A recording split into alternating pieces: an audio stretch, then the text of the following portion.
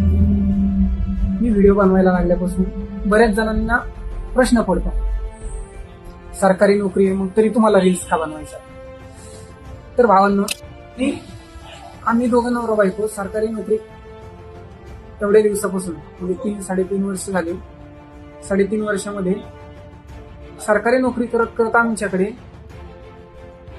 एक घर तर खूप लांबची गोष्ट आहे. त्या घर बांधायला जी जागा घ्यायची ना, ती जागा घेणे एवढी सुद्धा सेविंग झाली. कदाचित तुम्हाला हे माहित नाही पण ह्या सोशल मीडियामुळे कितीतरी लोकांचं आयुष्य बदललं. तर तुमची चूक नाही. आमच्या 90% लोकांना हेच माहित नाही का सोशल मीडियातून काय होतं.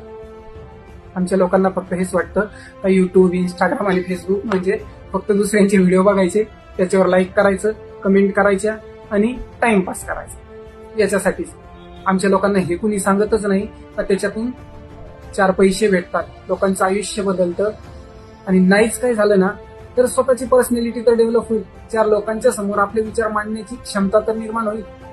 याच्यासाठी प्रयत्न करू. आणि मला फार काही मोठं व्हायचं नाही. मी स्वप्न बघितल्याशिवाय ते पूर्ण करायची ताकद भेटत नाही. त्याच्यामुळं उघड्या डोळ्यांनी स्वप्न बघायला सुरुवात केली. ते पूर्ण होतील नाही होतील, सोशल मीडियावर माझं काय होईल नाही होईल काही फरक पडत नाही. माझं पोटापुरतं चांगलं चाललं.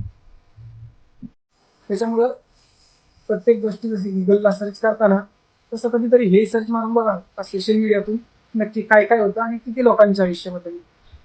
आणि कदाचित त्याचं उत्तर वाचून तुमच्याही मनातली भावना आणि डोक्यातले विचार बदलतील.